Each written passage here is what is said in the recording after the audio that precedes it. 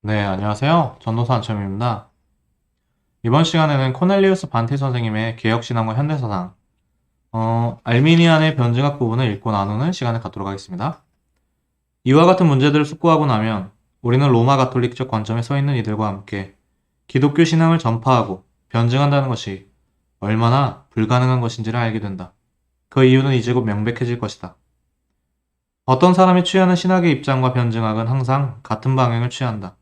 즉, 로마 가톨릭 신학자는 자연히 로마 가톨릭의 변증학자가 된다.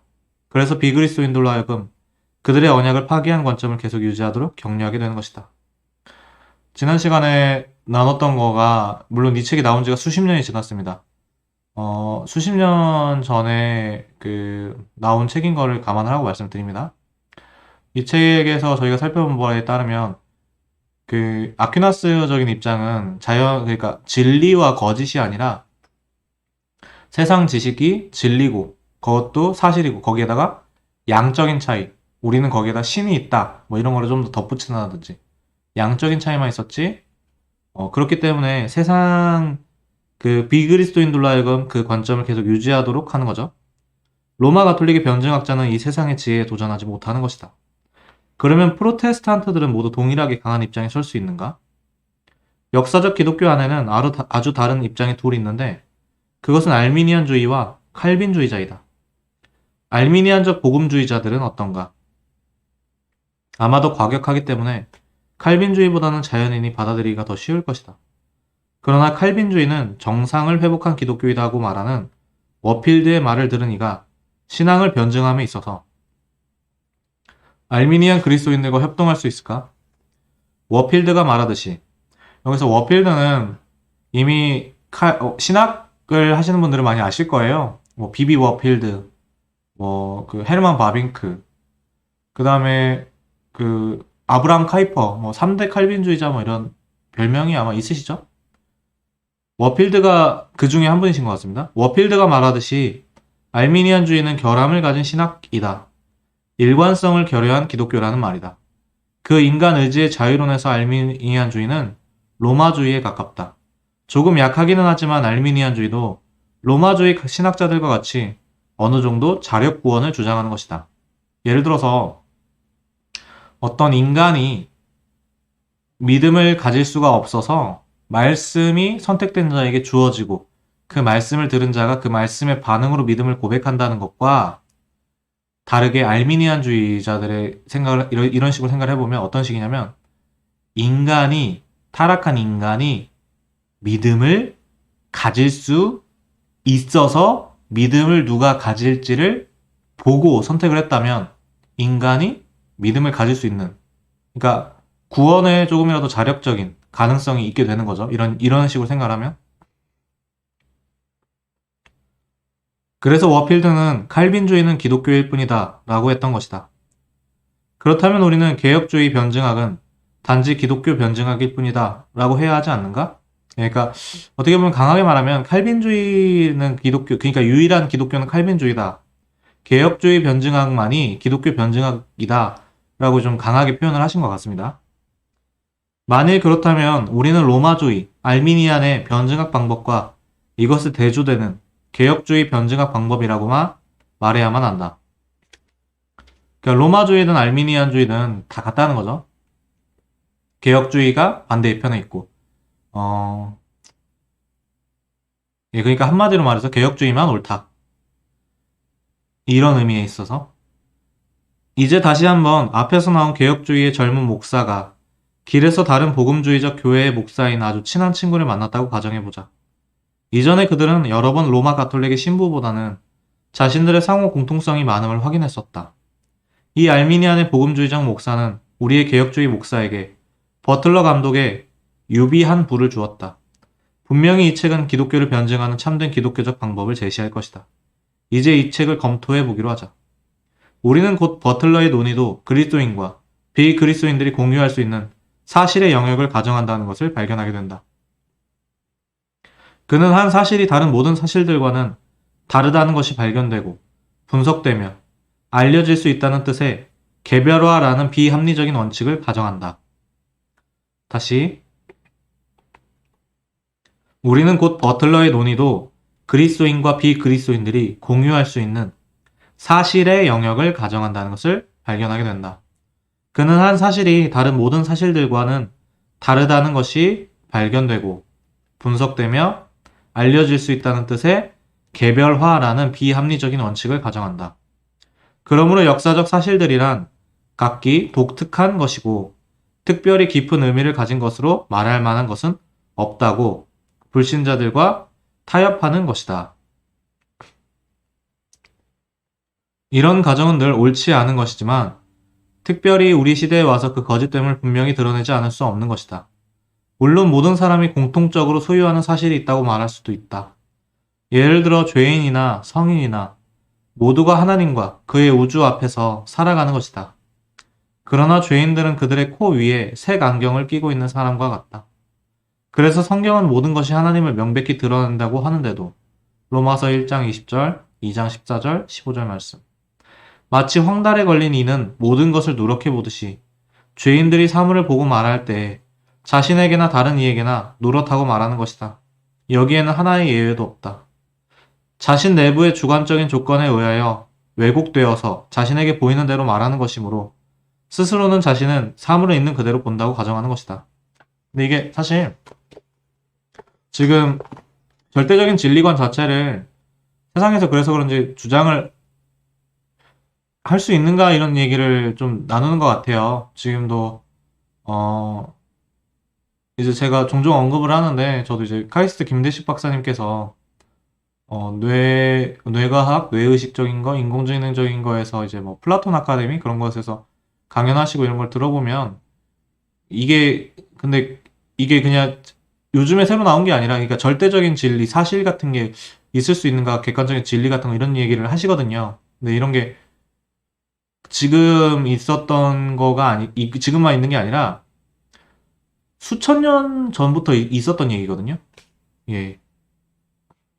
그래서 이게 우리가 내가 갖고 있는 주관, 스스로가 갖고 있는 것으로 보는 거죠. 지금 그래서 기독교가 더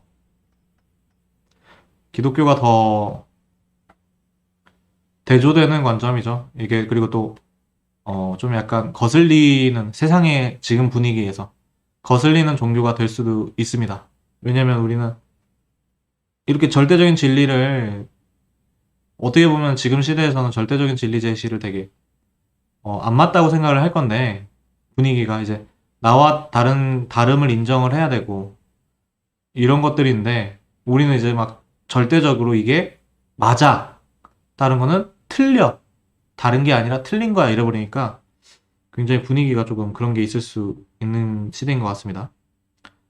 그런데도 이런 사실을 생각하지 않고서 버틀러 감독은 죄인들에게 마치 그들이 볼 수 있는 사실 중에서 누렇게 보지 않을 수 있는 것들이 있는 것처럼 그리스도의 삶과 죽음, 부활, 그리고 이적 일반을 말하고 있다. 사실 버틀러 감독 자신도 자신의 반대자들과 같은 위치에서 질문을 제기하는 것이다. 즉, 그리스도는 과연 죽음에서 부활하셨는가? 이런 입장의 타협주의적 성격은 명백히 드러난다. 첫째로, 그것은 기독교 유신론의 진리를 드러내는 증거의 객관적 명료성을 희생시키면서 타협한다. 그러나 시편 기자는 하늘이 하나님의 영광을 아마도 드러낼 것이라고 하지 않고 하늘은 분명히 하나님의 영광을 선포한다고 말한다. 개연성이란 probability, 개연성이란 삶의 지침도 아니고 그럴 수도 없다. 칼빈이 바울을 따라서 말하듯이 인간은 마땅히 하나님을 믿어야 한다. 온갖 것이 그를 드러내는 것들에 둘러싸여 있기 때문이다. 이 온 우주는 하나님의 빛을 받고 있다. 성경은 이런 역사 해석을 의심 없이 옳게 받아들일 것을 인간에게 요구한다. 이것을 의심하는 것은 집안에 있는 전구의 빛에 관련하여 태양빛의 우위성을 의심하는 것만큼이나 비합리적인 것이다. 또한 마치 어린아이가 그 부모가 참 부모인가를 물으며 증거를 본 뒤에도 아마도 그런가 보다 하는 것만큼이나 비합리적인 것이다. 그러나 버틀러에 의하면 인간들이 충분한 증거를 검토하고 나서 하나님은 아마도 존재할 것이라고 결론 지으면 충분하다고 한다. 또한 이 입장에서는 이 증거 검토 후에 한 하나님이 존재하신다고 결론 내릴 수 있으며 인간은 최선을 다한 것이라고 본다. 그러나 그렇게 찾은 한 하나님은 결국 유한한 신이고 그러면 그는 신이 아니라 우상이 되고 만다.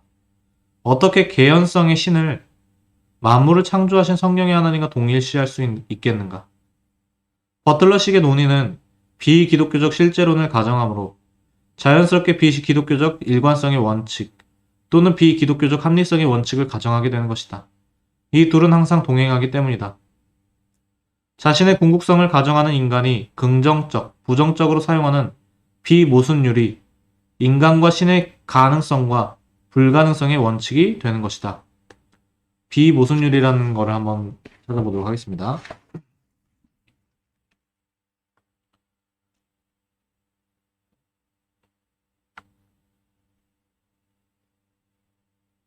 비모순율입니다.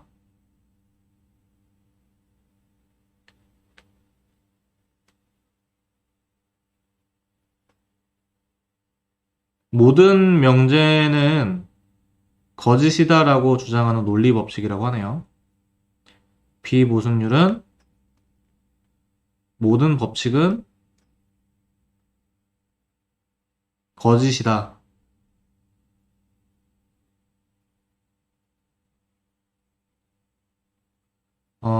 다른 얘기로도 보면 비모순율 또는 무모순율은 논리학의 법칙 중 하나로 어느 사물에 대하여 같은 관점에서 동시에 그것을 긍정하면서 부정하는 것은 불가능하다.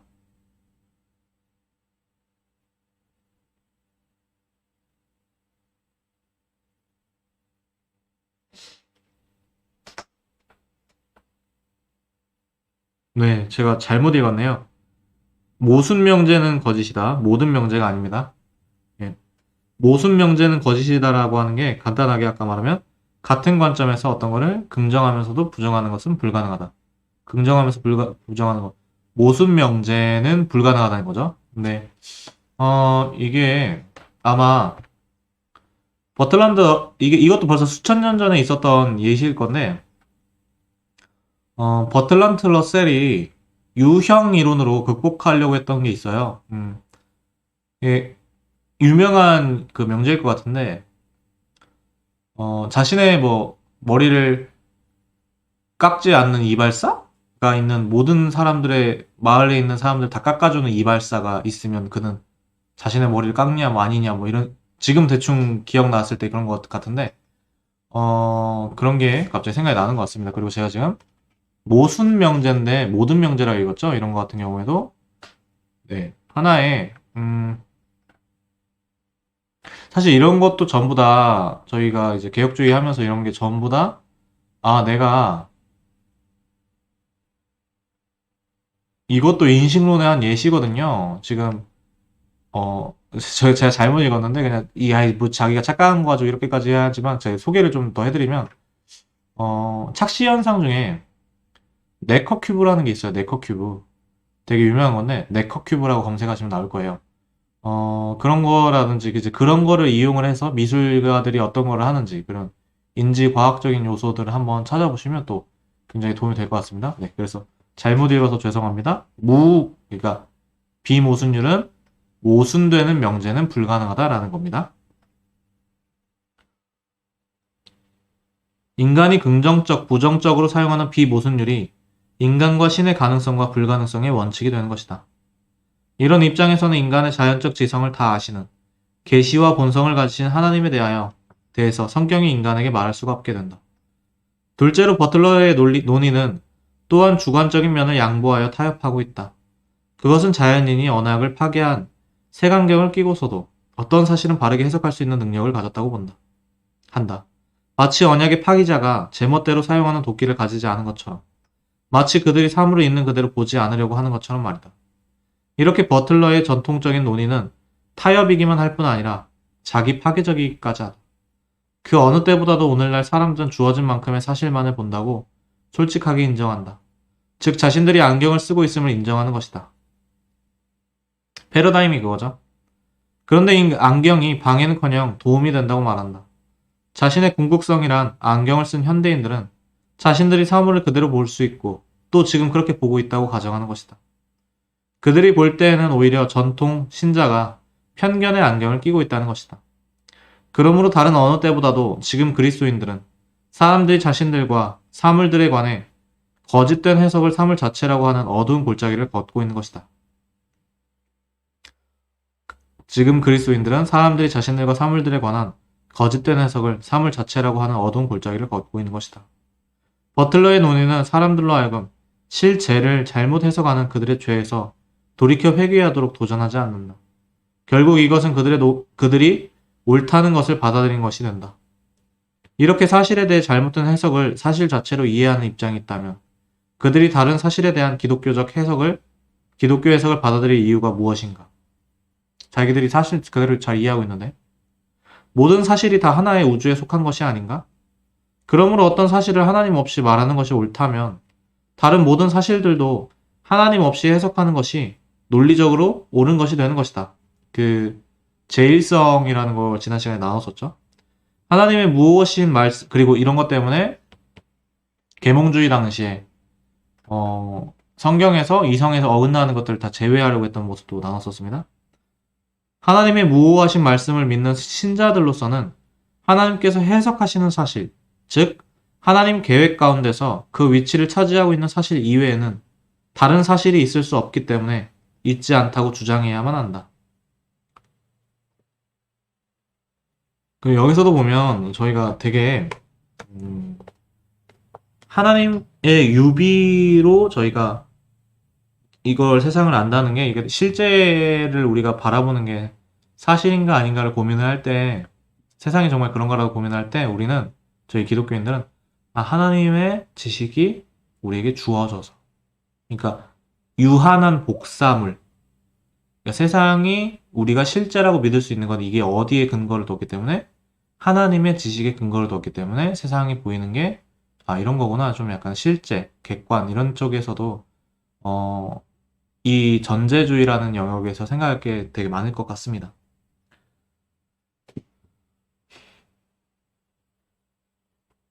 사실 이것은 죄가 이 세상에 들어왔으므로 사실에 대한 하나님의 해석은 완결된 성문화된 형태로 성격상 전포괄적인 것으로 와야만 한다. 하나님께서는 피조계의 사실들에서 자신을 계속하여 계시하신다. 그러나 죄인들로서는 그 모든 것들을 성경의 분명한 빛에 비추어서 해석할 필요가 있다. 그러므로 모든 사람의 사고는 그의 말씀 가운데서 말씀하시는 하나님의 요구에 복종해야만 하며 모든 사고는 그리스도께 복종해야만 한다.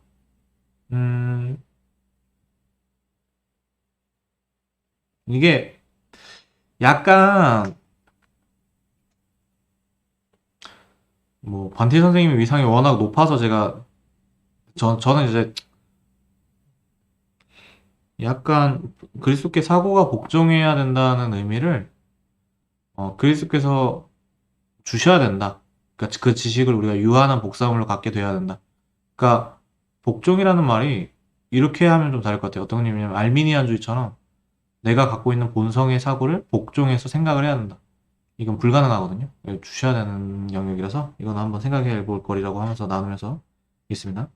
그러나 버틀러의 논의는 이 요구를 만족히 해결하지 못하며 결국 성경의 주장을 결정적으로 양보해 버리는 것이다. 이런 성경과는 흔히 비실천적이라고 논의된다. 결국 그리스도인들도 성경의 해석에 있어서는 각기 다르다는 것이다. 그러나 이런 반대의 주장은 전곡을 찌르지 못하는 것이다. 물론 그 누구도 제한된 의미의 주관적 요소를 부인할 수는 없다. 그러나 문제의 본질은 하나님께서 자충족적인 분으로 존재하시는가, 아닌가. 따라서 이 세상은 그의 계획에 따라 움직여가는가, 아닌가. 그리고 하나님은 자기 계획을 자충족적인 해석, 성경을 가지고 그 계획의 실현을 좌절시키려는 사람들과 대립하시는가, 아닌가 하는 것이다. 그러므로 그리스도인들이 개인적으로, 집단적으로 그 계획에 이미 주어진 자충족적인 해석에 가깝게 재진술한다는 사실이 그 계획 자체가 없다는 것이나 성경 안에서 그리스도에 의해 주신 계획의 자기 계시가 불가능하다는 것을 함의하는 것도 아니다. 삼위일체의 존재론적으로 자충족적인 고리는 이는 삼위의 경륜적 관계와는 또 다른 것으로 이 삼위 하나님의 사람에 대한 경륜적 관계가 있다는 사실 때문에 파괴되는 것은 아니다. 또한 성경의 자충족적인 성격이 하나님 말씀의 전달과 수납이 다양하다는 이유로 하여 파괴될 수도 없는 것이다. 적어도 이런 것들이 기독교의 내용이어야만 한다. 그래야만 현대의 원칙에 참된 도전이 될 수 있는 것이다. 우리는 이렇게 기독교의 원칙을 충분하고도 깊이 있게 드러내야만 한다. 결국 그것은 자연인이 이 우주를 잘못 해석하는 것과의 전면적인 전쟁으로 우리를 몰아넣는 것이다. 지금 보니까 거의 개혁신앙과 현대사상 하는데 이제 거의 사상 전쟁 쪽으로 많이 쓰인 것 같습니다. 되게 강하게 사상적인 전쟁. 그러니까 항상 이제 이거 교회사 안에서는 사실 영적 전쟁은 사상 전쟁이거든요. 예. 그래서 지금 싸우지 않고 서로 하나 되고 사랑하는 게 중요하다고 하는 분들이 계신데, 맞는 말인데, 말도 안 되는 영역일 수도 있어요. 어떤 의미냐면,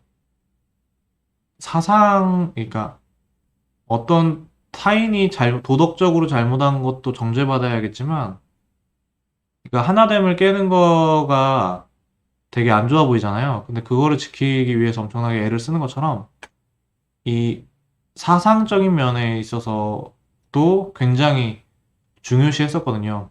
폭력적인 방법을 쓰지는 않았지만, 폭력을 당하더라도 창검을 같이 들이대지는 않았지만, 그러나 사상적으로는 굉장히 크게 싸웠었거든요. 제가 기억하는 게 맞으면 아마 칼빈 선생님이 그 대표적인 예시일 거예요. 글로는 엄청나게 공격적으로, 그러니까 물론 이제 겸손하시려고 많이 노력을 하셨지만 굉장히 날카롭게 쓰셨는데 막상 대체 칼빈이 어떤 사람인가 쳐다보려고 왔더니 너무나도 겸손한 모습에, 그러니까 이게 우리가 하나됨을 깬다 이런 거 중요시하는 것만큼 사상적인 면에 있어서 굉장히 중요하시 하면서도 겸손하고 사랑하는 모습이 있었던 거를 좀 차이점을 좀 알면 좋을 것 같습니다.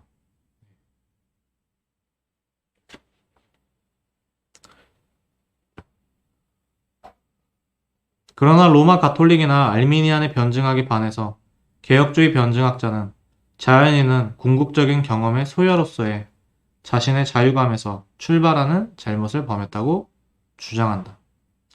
소여는 주어지는, 제가 알기로는 감각 소여라는 말이 있는데 이게 아마 경험의 소여, 경험이 주어지는 것들로서의 자신의 자유감에서 출발하는 잘못을 범했다고 주장한다.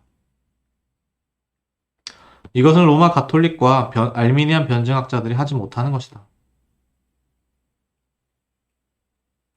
그들은 자연인으로 하여금 계속해서 자신의 궁극적 자유와 자신에 관한 사실들을 가정하도록 한다. 그러나 우리는 기독교를 변증함에 있어서 그리스도인들로 하여금 그리스도께서 성령 안에서 인간에게 비추시는 빛에서 자신들을 보도록 도전해야만 한다. 그러나 자연인 스스로는 자신들의 색안경을 벗을 수도 없다는 것도 분명히 해야 한다. 그러므로 그에게는 그를 중생시켜서 보도록 하는 성령의 역사가 필요한 것이다. 즉, 그는 거듭나야만 하는 것이다. 그래서 워필드도 말하기를 자연인은 새로운 빛, 즉 성경과 새로운 시력, 즉 중생이 필요하다고 했던 것이다. 지금 개혁주의나 신학을 하시면서 빛이라는 표현들을 접하실 거예요. 이게 빛이라고 하면 지식적인 영역으로 생각하시면 좋을 것 같습니다. 지식. 이렇게 죄인들이 하나님의 은혜로 그리스도 안에서 새로운 빛과 새로운 시력을 얻게 되어야만 그들은 모든 것을 바른 관계에서 볼 수 있다. 이전에는 거꾸로 서 있었으나 이제는 바로 선 것이다. 이전에는 모든 것의 최종 중거점을 자신으로 보았다. 그러나 그는 이제 모든 것을 창조주이신 하나님과 구속자이신 그리스도를 최종 중거점으로 하여 설명한다. 이런 그의 개변은 코페르니쿠스적 전환인 것이다. 그는 개변 전에 하나님과 성경의 그리스도와는 상관없이 잘 보고 살았으나 이제 개변 후에는 어떤 사실을 보아도 하나님께 영광을 돌리지 않을 수 없게 된다. 바울의 말처럼 먹든지 마시든지 무엇을 하든지 하나님의 영광을 위하여 하는 것이 그의 모토가 된 것이다. 자신이 계속하여 죄인임을 깊이 의식하지만 이제는 그의 존재의 핵심이 하나님을 미워하는 자가 아니라 하나님을 사랑하는 자가 된 것이다. 그리하여 이제는 긴급성을 가지고 자신이 하는 모든 일에서 사람을 영화롭게 하려는 목적을 추구하는 이전 동료들에게 가서 전하기를 원하게 되는 것이다. 개혁주의는 하나님을 영화롭게 하는 게 목적이죠. 우리는 이와 같이 해서 기독교를 변증하는 다양한 방법들을 살펴보았다. 그러나 우리는 기독교를 전하고 변증하는 데 있어서 함께 공동의 노력을 기울인다는 것이 불가능하다는 것을 알았다. 하나의 기독교, 하나의 변증만이 있기 때문이다. 우리는 또한 그리스도인들과 비그리스도인들의 세계관이 가지는 근본적인 차이점을 살펴보았다. 이제 다음 부분에서는 두 명의 그리스도인들, 한 명은 개혁신앙을 가진 자이고 또 한 명은 알미니안 입장을 취하는 자이다. 이 둘과 한 명의 비그리스도인 사이의 대화 양식을 빌어서 이 점을 좀 더 분명히 하고자 합니다. 네. 그럼 다음 시간에는 이 세 명의 대화라는 이름으로 하는 부분을 읽고 나오도록 하겠습니다. 네. 날이 많이 추운데 다들 이제 잘 챙기시고 네.